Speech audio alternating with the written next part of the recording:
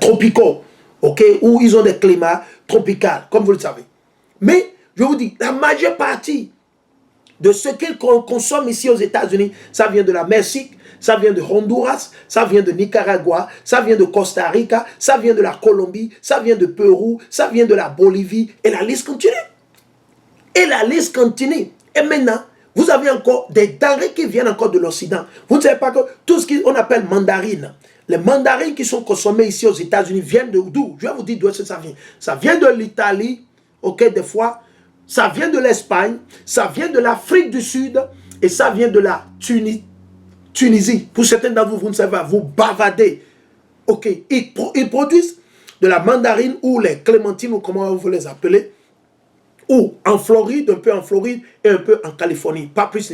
Mais la majeure parce que la saison n'est pas bonne tout le temps. Donc qu'est-ce qu'ils font? Ils exportent d'où? De l'Afrique du Sud. Je sais de quoi je parle. De l'Afrique du Sud, du Maroc, ok, de l'Espagne ou de l'Italie, ou d'où? Du Pérou et de la Chili, d'où est-ce que les choses viennent. Donc, il ne faut pas faire croire au monde qu'à cause de l'Ukraine, à cause de la crise en Russie, qu'il y aura famine. Non, vous allez séduire les enfants.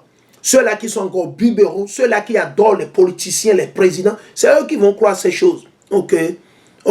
Nous, on parle selon les faits. On sait de quoi. Nous, on ne bavarde, on ne parle pas juste pour parler. Ok. Allez regarder l'exportation là. Le vin, tout ce qui est vin, la majeure partie des vins que les Américains boivent ou avant qu'ils ne commencent pas à fabriquer les vins, ils prennent les vins là d'où? Les vins venaient d'où? Les vins viennent de l'Europe, de la France, de l'Italie, de l'Espagne. En majeure partie, il y a du Portugal. Jusqu'à présent, ils importent toujours. Combien de vins eux-mêmes ils produisent? Et s'ils produisent, les qualités ne sont pas bonnes comme les vins qui viennent de l'Europe. Et du coup, on veut vous faire croire que... Ouais, non. Rien que du mensonge. C'est de la propagande. Ceux qui écrivent ces articles, on leur a déjà dit ce qu'il faut écrire. De tel c'est que quand ceux-là qui sont simples, ceux-là qui sont dans les télé vont lire, ils vont se faire décevoir, ils vont se faire emporter. Ok, on va continuer. Il dit, menaçant des millions de personnes en Afrique, toujours en Afrique, au Moyen-Orient, ça ne menace personne aux États-Unis, ça ne menace personne en Europe et ça ne menace personne nulle part d'autre. C'est seulement le Moyen-Orient et l'Afrique. Quand vous regardez l'Afrique et le Moyen-Orient, ils sont collés. Donc, ils sont en train de parler de la terre de Jérusalem, là où il y a quelques de ces, soit appelés arabes, c'est les Ismaélites, c'est un mélange d'Ismaélites et des Sceaux. Et là où il y a les enfants d'Israël, les 12 tribus d'Israël, surtout le royaume du Sud, ceux-là qu'on appelle aujourd'hui les Noirs ou les Nègres, ils sont où? En Afrique de l'Ouest spécialement. Et ils savent. Ils savent très bien, c'est pas qu'ils ne le savent, ils le savent. Selon les prophètes, ils savent très bien. C'est seulement nous, nos frères et ceux qui ne le savent pas. Mais pourquoi? À cause de nos péchés, à cause de vos iniquités. Donc il dit, au Moyen-Orient, ok, et ailleurs avec la faim et la malnutrition, ont annoncé vendredi, ok, le pharaon, ont annoncé vendredi, hier, vendredi, les Nations Unies. C'est ce qu'ils vous ont annoncé. Qu'il y aura quoi? La faim, la famine, la malnutrition. Ok, vous n'avez pas à manger où? En Afrique et dans le Moyen-Orient. Vos leaders sont où? Vos bien-aimés leaders là, vos politiciens qui travaillent pour vous, ils disent là. Ceux-là qui disent qu'ils sont dieux là, ils sont vos dieux, vous les adorez, qu'il faut voter, on doit voter. Ah, il ne faut pas dire. Man, ça n'engage que vous. On va voir. L'Organisation des Nations Unies pour l'alimentation et l'agriculture, ok, Organisation des Nations Unies pour l'alimentation et l'agriculture a déclaré que son indice des prix alimentaires qui suit les variations mensuelles, c'est-à-dire par mois, des prix internationaux d'un panier de produits de base a atteint en moyenne 159,3 points le mois dernier. 159,3 points le mois dernier, en hausse de 12,6% par rapport à février. C'est-à-dire que ça a augmenté. Dans l'état actuel des choses, l'indice de février était le niveau le plus élevé depuis sa création en 1990. Il dit, c'est eux qui l'ont créé, ils sont en train de vous donner leur propagande et leur narrative, ce qui veut que vous croyez. On va continuer. La FAO a déclaré que la guerre en Ukraine, allons, je vais lire dans le livre de Deutéronome 28, je vais lire le verset 15. Je suis dans le livre de Deutéronome, le chapitre 28 et le verset 15. Mais si tu n'obéis pas à la voix de Yahweh ton Dieu, et ce que vous ne faites pas, vous n'obéissez pas, en tant que nation, vous, nos frères et sœurs, là, Nos frères et sœurs qui sont en Afrique de l'Ouest, au Bénin, au Togo, au Nigeria, au Ghana, en Afrique du Sud, et la liste continue, éparpillée partout là. Au Brésil, aux États-Unis. Vous n'obéissez, nous n'obéissons pas à la voix. Comment vous obéissez à la voix de Dieu? C'est en mettant en pratique ces lois. Les lois et les commandements qui sont écrits dans le Torah. Les 5 premiers livres de la Bible. Les 5 premiers livres dont l'Éternel a donné comment on dit, la conclusion. Ok? L'Éternel a fait une conclusion qu'il a confiée à qui? À Moïse. À Moïse. On parle de quoi? Genèse, Exode, Lévitique, Nombre et Deutéronome. 5 premiers livres, le Pentateuque, le Torah. C'est la fondation de la vie. Si vous abandonnez ces 5 premiers livres, vous n'aurez pas la vie.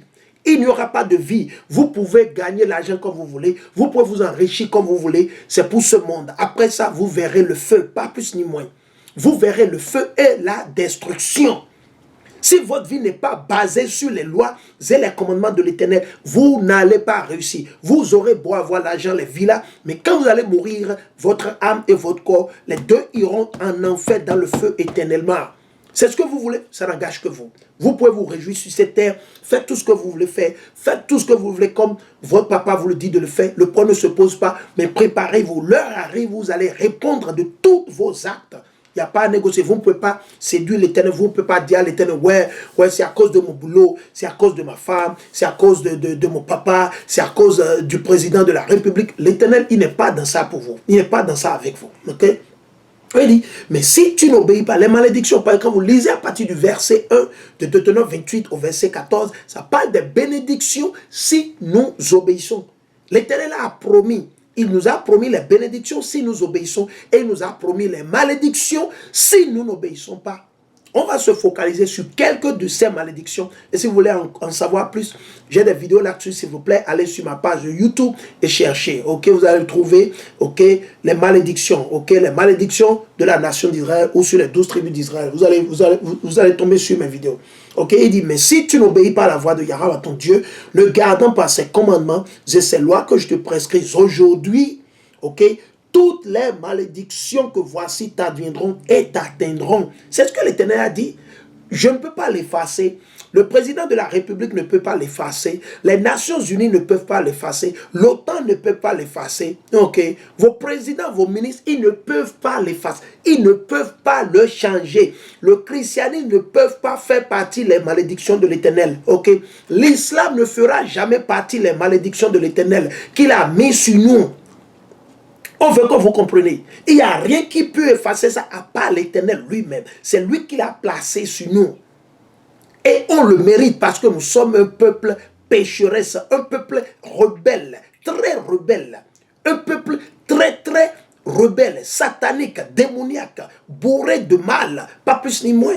Un peuple très méchant, très mauvais. Raison pour laquelle nous souffrons les malédictions. Raison pour laquelle l'Occident est là, la France, les nations, ils sont en train de vous dire que vous allez mourir de famine, il y aura une crise alimentaire qui viendra frapper l'Afrique et le Moyen-Orient. Vous savez pourquoi? C'est à cause de vos péchés. On va vous le montrer. Allons vers le verset 17. On va lire le verset 17. Deutéronome 28, 17. Il dit, maudits seront ta hotte et ta huche. C'est-à-dire, tout ce qui est nourriture, tout ce que vous allez faire, il n'y aura rien de bon dedans. Rien. Maudite. Il dit, maudit sera, ok, maudits seront ta hotte, ok, et ta huche, ok. Il faut comprendre. Allons en partir vers le verset 25, ok. Je vais montrer. Il dit, Yahweh fera de toi un vaincu en face de tes ennemis. Nous sommes vaincus en face de nos ennemis. Vous savez pourquoi? C'est eux qui vous décident, c'est eux qui vous disent ce qui va se passer dans 2 ans, dans 1 mois, dans 6 mois. C'est eux. Macron est venu, vous a dit, sur 12 à 18 mois, l'Afrique va souffrir de la famine. Maintenant, les Nations Unies sont là et vous disent la même chose. Ils sont en train de vous raconter. C'est eux qui décident pour vous. C'est l'ennemi qui décide pour vous. C'est eux qui vous disent, oui, il faut imposer sur eux la taxe. Il faut imposer sur eux, oui, il faut faire réforme. Il faut dire, si quelqu'un veut construire une maison étage, il doit aller faire une licence, autorisation pour construire, autorisation pour creuser un forage, utilisation. Ils ont pris ça où? Si elle est blanc, qu'est-ce qu'ils font? Eux, ils sont intelligents. Vous pensez eux, ils sont intelligents comme ça? Qui? Ils n'ont pas pris ça chez les blancs. C'est pas chez les blancs, ils sont allés prendre ces réformes-là. Et après, ils tournent, ils disent, oh, incompétence au Bénin. Oh, c'est un vrai incompétent lui-même qui parle. Un vrai incompétent. Un sot, un insensé, sans foi ni loi, qui n'a pas la crainte de Dieu. qui est juste dans la vie, juste pour les choses de ce monde. On va lire le verset 27. L'Éternel dit quoi? L'Éternel dit, il dit, verset 27, il dit, Yahweh fera de toi un vaincu en face de tes ennemis. Sortis à leur rencontre par un chemin, par sept chemins tu fuiras. Par sept chemins on fuira devant eux. Et tu deviendras un objet d'épouvante pour tous les royaumes de la terre. Aujourd'hui, nous sommes un objet d'épouvante. C'est pourquoi, raison pour laquelle ils sont en train de vous dire qu'il y aura une famine. C'est nous l'objet d'épouvante. Ok. Malgré que la crise, la guerre, c'est en Ukraine, ils n'ont rien dit. Ils n'ont pas dit que l'Ukraine et la Russie n'est pas objet d'épouvante. Mais c'est qui l'objet d'épouvante? Malgré que ce n'est pas que la guerre se déroule en Afrique, ils sont en train de vous dire que qui va souffrir de cette guerre? C'est les Noirs. Ce sont les Juifs qui sont en Afrique de l'Ouest. C'est eux qui vont souffrir. Ah bon? Ok. Il dit quoi? D'épouvante pour tous les royaumes de la terre. Tous les royaumes de la terre. Les Nations Unies. Les Nations Unies représentent tous les royaumes de la terre. L'Éternel dit qu'on sera objet d'épouvante. Pourquoi? Pour qui? Toutes les nations, les 110 nations de la terre, les 110 nations. Quand vous prenez l'Union européenne, quand vous prenez les Nations Unies, vous avez tous les royaumes, toutes les nations sont là, n'est-ce pas? La Chine, l'Allemagne, les États-Unis, le Canada, l'Australie, les Philippines, le Vietnam, blablabla, le Togo, le Nigeria. Vous avez tout, n'est-ce pas? C'est ce que la prophétie dit. Objet d'épouvante pour toutes les nations, les royaumes. Ils sont en train de vous dire, la famille là, malgré que la crise, la guerre, c'est en Ukraine où les choses sont un peu détruites, peut-être ici, par là, les laboratoires de quoi, blablabla, détruits. Mais qui va souffrir? Ce sont nos frères, ce sont les Juifs, ce sont le peuple de Dieu en Afrique qui va souffrir. Vous, mais ça ne vous dit pas quelque chose. Vous ne réfléchissez pas. Vous ne réfléchissez pas. Il dit, on va continuer. L'organisation, je vais lire deux versets avant qu'on évolue. Le verset 29, allons dans le verset 29. Deutéronome 28, on va lire à partir du verset 28. 28 à 29. Yahweh te frappera de délire. De quoi? De délire. D'aveuglement. Quel aveuglement? Spirituel. Quand vous allez au Togo, au Nigeria, au Ghana, 90% ou 80% de la population, ils ne sont pas aveugles. Ils ont les yeux, ils voient. Donc ici, l'Éternel ne parle pas d'aveuglement physique, non. Mais spirituellement, c'est dit, dans votre cerveau, qui est votre cœur, vous ne voyez pas la vérité, vous ne savez rien, vous êtes dans les ténèbres. Vous êtes encore chrétien, vous êtes encore musulman, vous faites encore les gris-gris, vous êtes encore dans la sorcellerie, vous êtes dans les sectes sataniques, et la liste continue. Ok, il dit d'aveuglement et d'égarement des sens. D'égarement des sens. Vous ne savez pas de quelle nation vous êtes. Quand on vous dit que vous êtes juif, vous dites, oh, nous sommes quoi? Les vrais juifs, ah bon? Non, quand on leur dit, ils sont là, ça ne leur dit rien. Ils ne voient même pas la grandeur, ils ne voient même pas, genre, l'amour de l'Éternel quand on leur révèle que, ah, mais nous sommes les vrais juifs. Ah bon? Ah bon? C'était ma réaction quand j'ai la première dit, nous sommes les vrais juifs. Tu es sûr? Ah bon? Oh, ok. C'est comme ça. C'était ma réaction. Moi, Dieu dit que nous sommes les juifs, ils sont là. Mais ce n'est pas important. Dieu regarde le cœur. Mais vous êtes malades. Vous êtes des malades. Ok? Ok? On va continuer. Il dit, au point que tu iras à tâtons, en plein midi comme l'aveugle. En plein midi comme l'aveugle. Donc, nous ne sommes pas aveugles physiquement. Il dit, en plein midi comme l'aveugle. Parce que celui qui est aveugle physiquement, il va à tâtons en plein midi, malgré qu'il y a le soleil là. Parce que quoi? Malgré que le soleil là, lui il est aveugle physiquement, il ne voit pas. Donc il lui faut un bois ou bien quelqu'un doit lui garder la main, il doit chercher quelque chose, toucher pour voir. À tâtons, il tâtonne. Ok? Donc l'Éternel est en train de nous faire savoir que l'aveuglement dont il parle et l'égarement des sens dont il parle, ce n'est pas un truc physique. Ok? Ce n'est pas un truc physique, c'est spirituel. On sera aveugle, nous allons perdre nos sens dans nos cœurs, dans nos cerveaux. Et c'est ce qui est passé. Et c'est ce qui se passe jusqu'aujourd'hui. Tu leur dis que nous sommes les Juifs, ça ne leur dit rien. Tu leur dis qu'on doit mettre en pratique les lois et les commandements de Dieu pour être sauvé, ça ne leur dit rien. Tu leur dis qu'on ne doit pas manger le porc, ils disent non, ce qu'on a mangé, c'est toi qui vas nous... Ils ne croient pas. Tu leur dis qu'on ne peut pas manger les crabes et les crevettes, oh ouais, ce qu'on a mangé tout le temps aujourd'hui, maintenant toi tu penses au porc, ah ouais, le crabe, blablabla, oui, ok. Ils ne croient pas, ils ne veulent pas spirituel. Un peuple rebelle, pécheresse, ok. Il dit, comme l'aveugle va à tâtons dans les ténèbres et tes démarches n'aboutiront pas. C'est ce que l'Éternel a dit.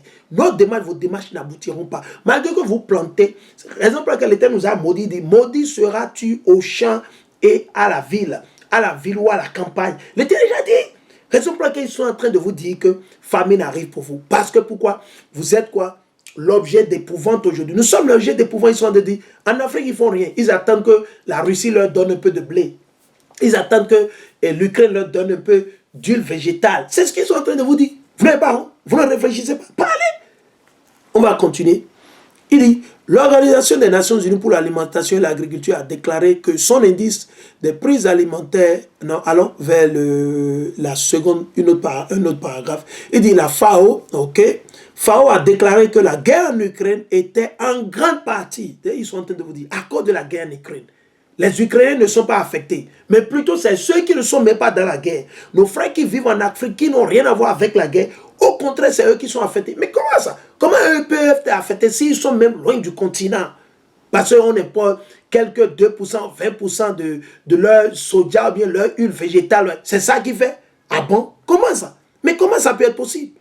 Comment? C'est la question qu'on doit se poser.